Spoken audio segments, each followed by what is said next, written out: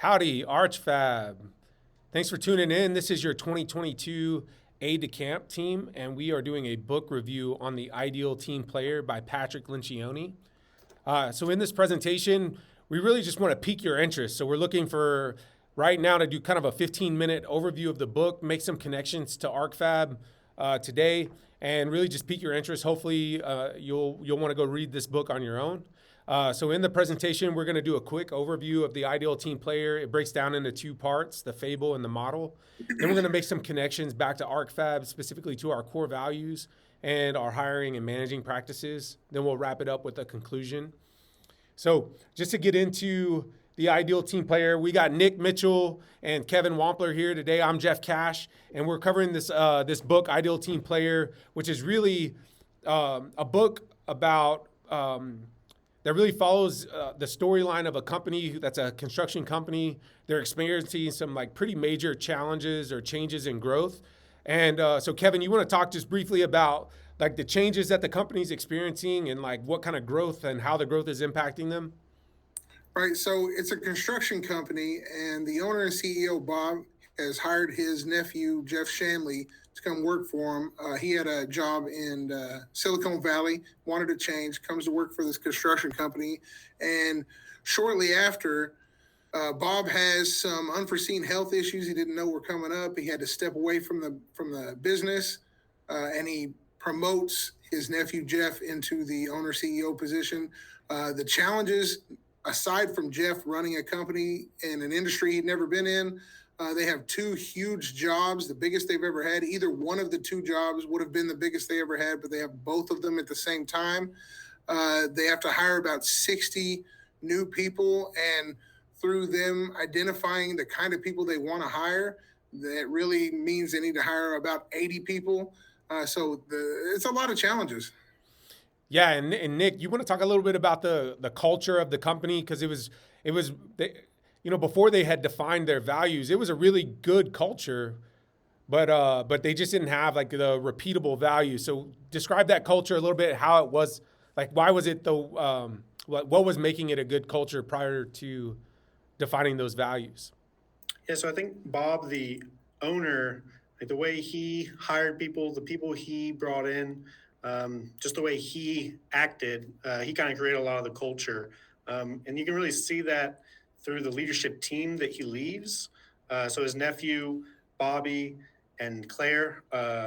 Claire's the human resource leader, and Bobby's the field leader. And they have a really good culture to begin with. And it kind of just goes from there, where they're trying to find more people to join the company and to hire another person to join their team specifically.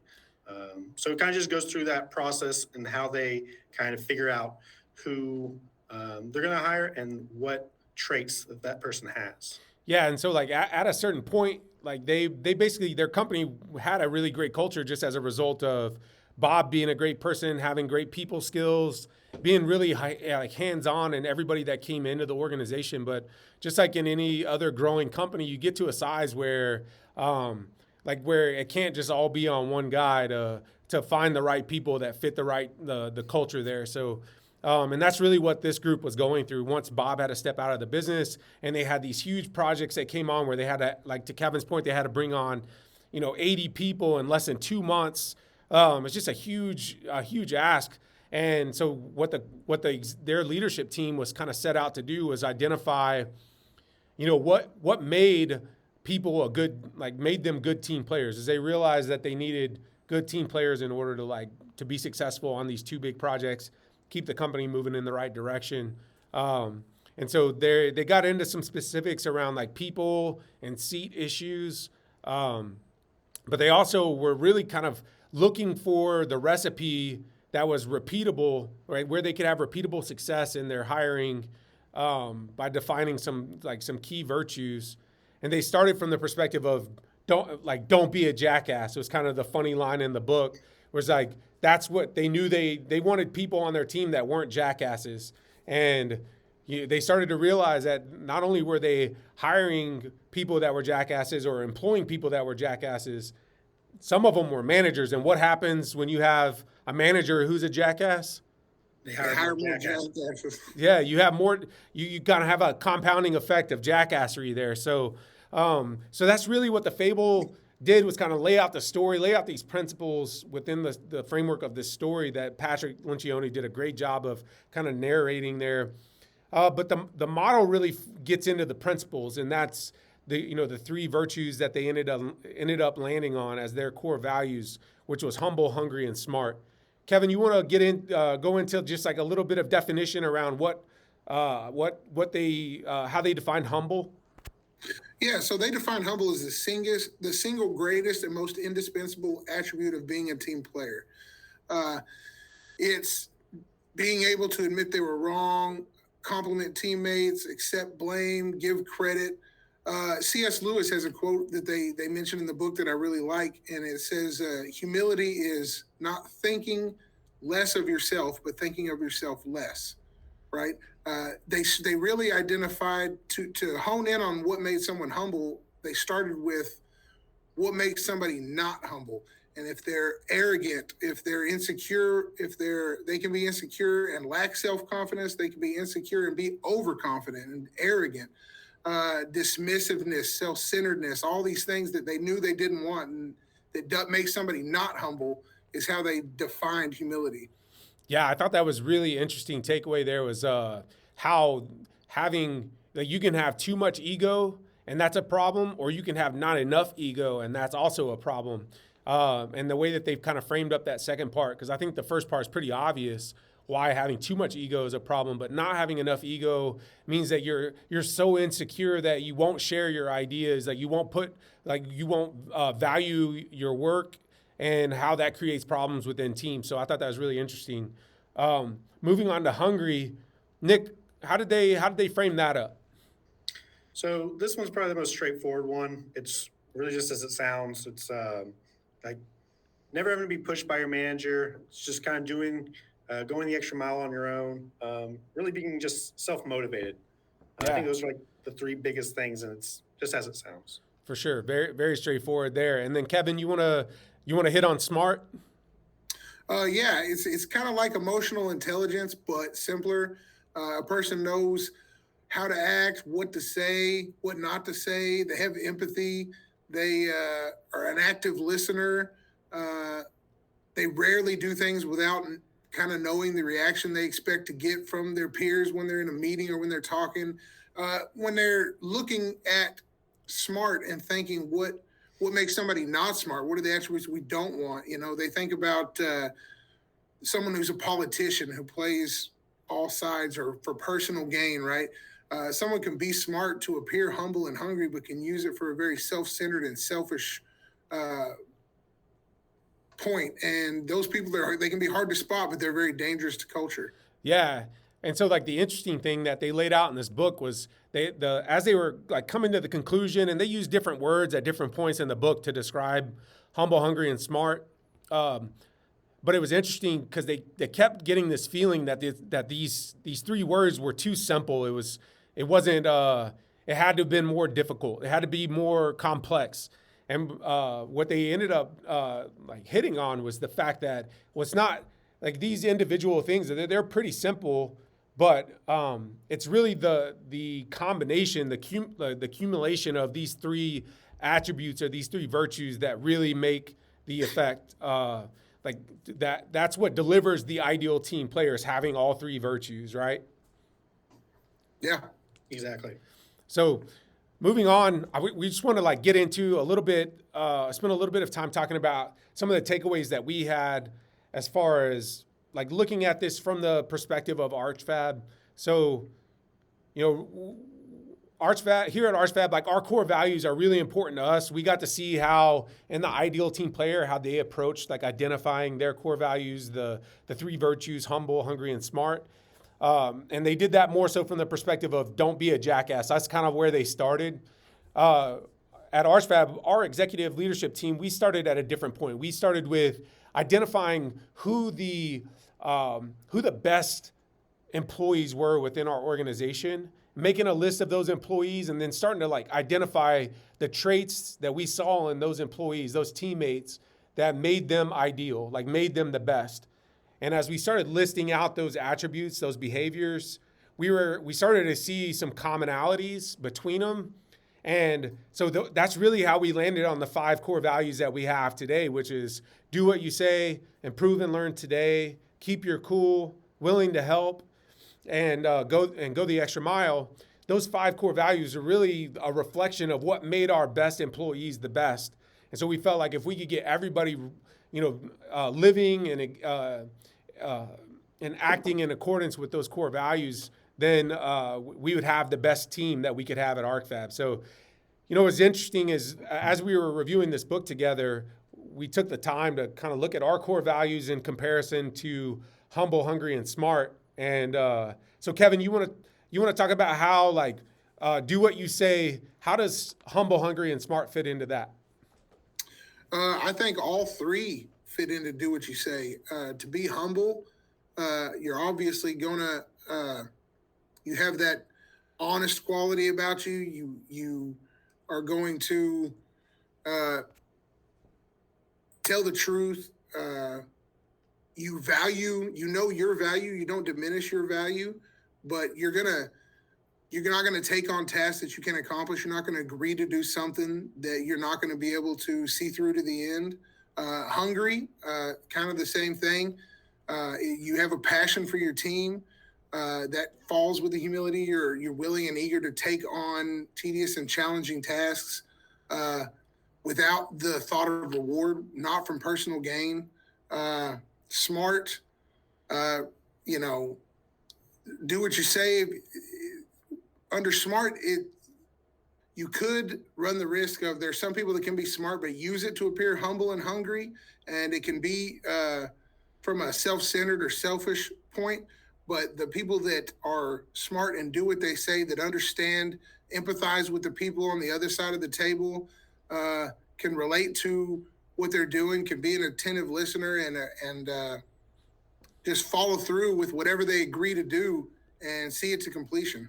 Yeah, and they really understand how the commitments they make, how they impact other people, right? So yeah. I think that's how it really ties into the smart part. And then we obviously have improve and learn today. Nick, where does that connect with this book? I think that connects with hungry. You're hungry for knowledge. You're trying to improve yourself by growing as a person, growing in the industry, growing here at Arch-Fab. I think that's just the hunger of trying to take the next step here with gaining knowledge of what we're doing and how to improve it. Yeah, obviously, if you're not hungry, you're not going to want to learn or improve anywhere. You're just going to go through the motions and, punch the clock, right? So yep. Bare minimum to get by. That I definitely agree with you there. Kevin, talk about keep your cool and how that connects with these when Well, keep your cool is my favorite of our core values, and it really falls in with humble and smart. When you think of someone losing their temper or flying off the handle, you're definitely not thinking that they're humble, or you're not looking at humility there. I think the ability to control your emotions, to remain cool, to empathize with the other person and understand where they're coming from or what they may be dealing with, all really describes humility. And smart, it's kind of the same way. We talked about empathizing, understanding what's going on with a person. You rarely say or do things without knowing what reaction you expect to get. Not jumping to conclusions or assuming negative, but assuming well, really falls under smart. Agreed. Hey, Nick, on willing to help, do you think any one of these kind of stands out more than the other, or?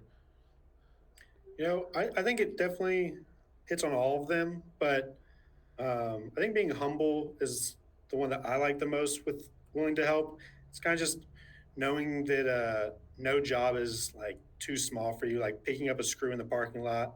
There's just nothing at Arch-Fab that is beneath you, and just always have that willingness to help your team members. Anyone here at Arch-Fab, you're kind of just there for them, no matter what the job is. So that's my favorite one for willing to help. Yeah. And then on go the extra mile, I think, it's interesting. I think you could you could apply maybe all of these, but we thought that Hungry and Smart really connected with Go the Extra Mile, and just obviously from a Hungry standpoint, like you're going to want to put in maximum effort. You're going to want to like go the distance, and even in the book they say like going above and beyond when it's necessary was an indicator of somebody who was hungry. So yeah, I think that connects really well there. So from some other takeaways that we had, just this book really kind of helped frame up some of our practices from like a hiring and managing standpoint. It gave some great ideas for how to interview for Humble and Hungry and Smart. And obviously now that we've connected Humble, Hungry, and Smart to our core values, you can see how these questions will would like be relevant in an interview, even with our core values. So we definitely recommend reading the book to get access to those questions. The other tool that stood out to me in reading this book is just really highlighted the importance of having the people analyzer tool, being able to measure people against our core values, and being able to communicate to them like how they're performing against those core values, and giving them a pretty simple rating there. It's just, when you read the book, it talks about like Jeff's interactions with Nancy, who is one of their project managers, and how people had kind of harsh interactions with her. And it occurred to him that like maybe she didn't know that she was difficult to get along with. And so it's like, as a leader, we're called to like help people understand these things, because maybe they don't understand them or recognize them in themselves. So it's really we're called as leaders to really help people understand how they're performing against those core values. And if they're deficient, Kevin, we got some ideas out of this book about how to handle like situations where people are maybe not meeting expectations or not hitting the bar as far as the core values go. What did you take away there? Yeah, I mean, building development plans. It talks in the book about how cruel it would be to have an employee that you analyze that doesn't is not above the bar, that doesn't have doesn't get rated well in all the core values or their three key virtues, and how cruel it would be to analyze them that way and not ever help them grow or give them any development or any skills or knowledge on how to get better at that. I think most of the time you're going to find out they might not be aware that they are struggling in any of these categories. And, the development plans, it's difficult. It's hard as a manager to know if you're going to have to analyze someone and be open and honest with that communication and say, you're not where you need to be here. And there's something I say to myself a lot when I do it, and it's a moment's courage and it's through. And you find that once you start that conversation, most of the time, so much positivity and growth comes from it. But you have to be willing to be open and honest with that, and create a development plan to help people achieve whatever the standard is we've set. Man, I love that. And, a big takeaway that I had from this book is just like seeing at different points throughout the fable how when things got tough, how people would different people on the leadership team would question whether they were doing the right things or whether they were being too harsh or too strict. And I just think that the book did a really good job of framing up like how committed you have to be to these core values, and like in relaxing your standards in any way is just going to create more problems for you long term. The more people that they allowed to come into their business and be jackasses, the more it drove away good people, and how there's just this compounding effect of like making bad decisions.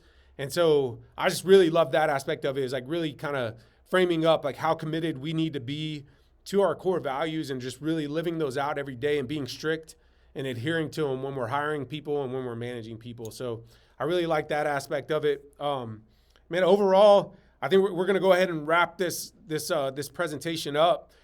So, in conclusion, we thought this book was very good. It was very applicable to our business.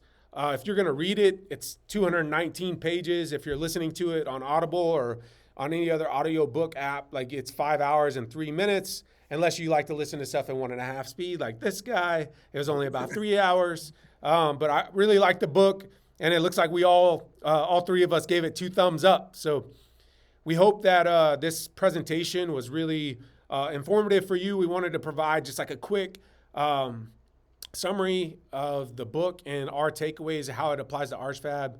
Nick, Kevin, thank you so much for participating in this review, and stay tuned for future book review presentations just like this from your Aide De Camp Leadership Development Program. Thank you for tuning in, and we'll talk to you soon.